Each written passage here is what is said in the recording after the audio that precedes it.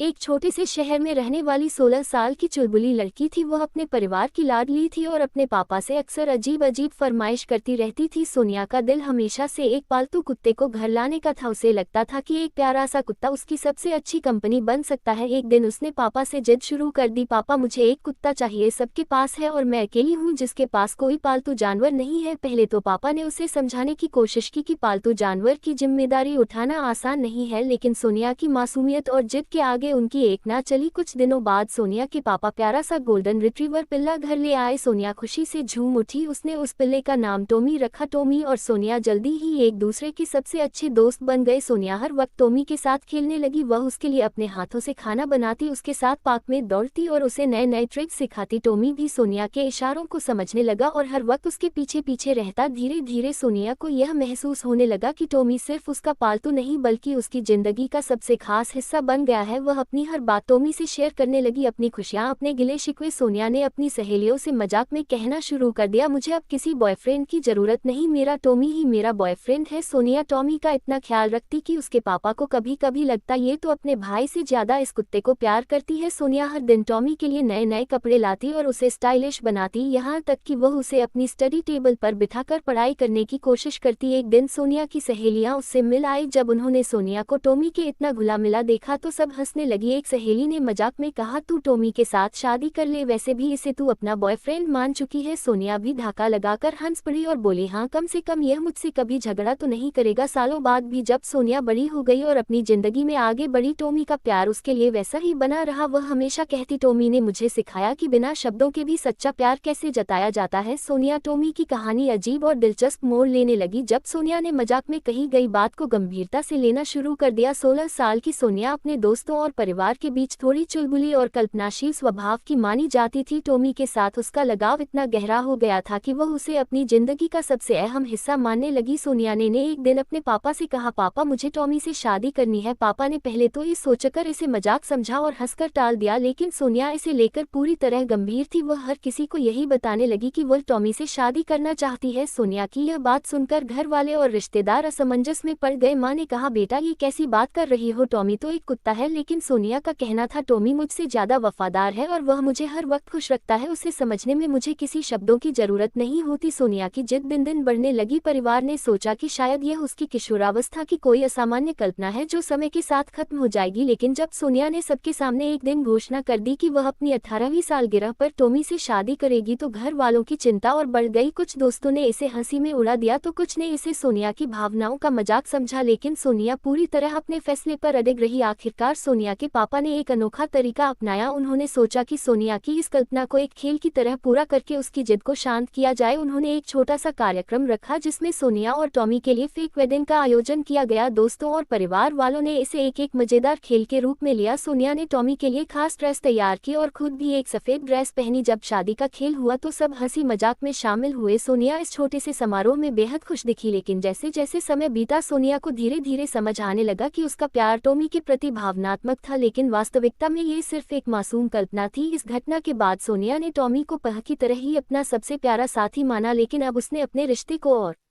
भी परिपक्व नजरिए से देखना शुरू किया। सोनिया और टॉमी की शादी का किस्सा पूरे मोहल्ले में चर्चा का विषय बन गया। हर कोई इस अनोखे और मजेदार समारोह की बात कर रहा था। सोनिया के दोस्तों और रिश्तेदारों ने इस पूरे को एक मजाकिया घटना के रूप में लिया, लेकिन सोनिया को इससे गहरी संतुष्टि मिली। लेकिन समय के साथ जैसे जैसे सोनिया बड़ी हुई उसने अपनी भावनाओं को बेहतर तरीके से समझना शुरू किया। उसे एहसास हुआ कि टॉमी के प्रति उसका प्यार और लगाव वाकई अनमोल था, लेकिन यह उस निस्वार्थ और मासूम रिश्ते का प्रतीक था जो इंसान और जानवर के बीच हो सकता है। टॉमी सोनिया के साथ हर पल था, उसके स्कूल के आखिरी दिनों में, उसकी कॉलेज की पढ़ाई के दौरान और यहाँ तक कि जब वह अपनी पहली नौकरी में व्यस्त होने लगी। अब भी सोनिया का सबसे अच्छा दोस्त और वफादार साथी था। एक दिन सोनिया अपने पापा के पास बैठी और मुस्कुराते हुए बोली, पापा आप जानते हैं जब मैंने टॉमी से शादी करने की जिद की थी तो मैं कितनी बचकानी थी, लेकिन अब मुझे समझ में आया कि टॉमी ने मुझे सबसे बड़ी बात सिखाई है, सच्चा प्यार सिर्फ पाने का नाम नहीं है बल्कि बिना शर्त देने का नाम है। पापा ने उसकी बात सुनकर सिर हिलाया और कहा, बेटा टॉमी ने तुम्हें वाकई एक अच्छा इंसान बनाया है। समय बीता और सोनिया ने अपनी जिंदगी में बहुत कुछ हासिल किया। उसने एक पशु चिकित्सक बनने का फैसला किया ताकि वह टॉमी जैसे जानवरों की मदद कर सके। ये टॉमी के साथ बिताए गए सालों का ही असर था कि सोनिया ने जानवरों के प्रति अपना जीवन समर्पित कर दिया। टॉमी की उम्र बढ़ने लगी और वह धीरे धीरे कमजोर होने लगा। सोनी हर पल उसका ख्याल रखती, ठीक उसी तरह जैसे वह बचपन से उसके लिए करती आई थी। एक दिन टॉमी ने इस दुनिया को अलविदा कह दिया। सोनिया ने उसे अपने घर के बगीचे में दफनाया और वहाँ एक छोटा सा स्मारक बनाया। सोनिया ने टॉमी को कभी नहीं भुलाया। उसने उसकी याद में एक एनिमल शेल्टर खोला जिसका नाम टॉमी होप रखा। वह हर जरूरतमंद जानवर की मदद करती और हर किसी से कहती, अगर आप सच्चा प्यार पाना चाहते हैं तो किसी जानवर के साथ समय बिताए, वे आपको वह सब सिखा देंगे जो इंसान कभी नहीं सिखा सकते। सोनिया के लिए टॉमी सिर्फ एक जानवर नहीं बल्कि उसकी जिंदगी का सबसे अहम हिस्सा था। जब टॉमी ने दुनिया को अलविदा कहा तो सोनिया ने उसे हमेशा अपनी यादों और दिल में जिंदा रखा। लेकिन टॉमी की मौत के बाद सोनिया की जिंदगी में एक खालीपन आ गया था। वह हर दिन अपने शेल्टर में जानवरों की मदद करती, लेकिन जब घर लौटती तो उसे टॉमी की कमी बहुत महसूस होती। कुछ साल बाद एक दिन सोनिया अपने शेल्टर में काम कर रही थी, तभी एक महिला वहां एक घायल पिल्ला लेकर आई। पिल्ला बहुत कमजोर था और उसे तुरंत देखभाल की जरूरत थी। सोनिया ने उसे तुरंत अपनी गोद में लिया और देखभाल शुरू की। वह पिल्ला टॉमी की तरह ही गोल्डन रिट्रीवर नस्ल का था। उसकी मासूमियत ने सोनिया का दिल छू लिया। सोनिया ने उसका नाम ब्रू रखा और उसे अपनी जिंदगी का हिस्सा बना लिया। ब्रू के साथ समय बिताते हुए सोनिया को टॉमी की यादें ताज़ा हो गई, लेकिन इस बार उसने खुद से वादा किया कि वह ब्रू को भी उतना ही प्यार देगी जितना उसने टॉमी को दिया था। ब्रू ने सोनिया की जिंदगी में फिर से खुशियां भर दी। अब सोनिया पहले से भी ज्यादा सकारात्मक और मजबूत हो गई थी। वह ब्रू के साथ हर दिन बिताती और उसके साथ हर वह पल जीती जो कभी वह टॉमी के साथ जीती थी। सालों बाद सोनिया ने अपने शेल्टर को और बड़ा कर दिया और देश भर में इसके कई केंद्र खोले। उसने अपनी कहानी को सार्वजनिक मंचों पर साझा करना शुरू किया और लोगों को बताया कि जानवरों के साथ संबंध सिर्फ दोस्ती नहीं बल्कि एक अनमोल अनुभव होता है। उसकी कहानी ने हजारों लोगों को प्रेरित किया और कई लोग उसके शेल्टर के माध्यम से जानवरों को अपनाने लगे। सोनिया ने टॉमी के लिए जो प्यार महसूस किया उसने उसे एक ऐसी शख्सियत बना दिया जो दूसरों के लिए मिसाल बन गई। उसकी जिंदगी का हर कदम ये दिखाता था कि प्यार का मतलब केवल पाना नहीं बल्कि देना भी होता है। सोनिया और टॉमी की कहानी ने घर वालों को एक अनोखी उलझन में डाल दिया था। सोनिया के माता पिता को लगने लगा था कि अब वह शादी की उम्र में आ चुकी है और उसे एक अच्छा जीवन साथी मिलना चाहिए। उन्होंने उसके लिए लड़कों के रिश्ते देखना शुरू किया। एक दिन उन्होंने सोनिया से कहा, बेटा हमें तुम्हारे लिए एक अच्छा रिश्ता मिला है। लड़का बहुत ही समझदार और अच्छा इंसान है, हम चाहते हैं कि तुम उससे मिलो। सोनिया ने ये सुनकर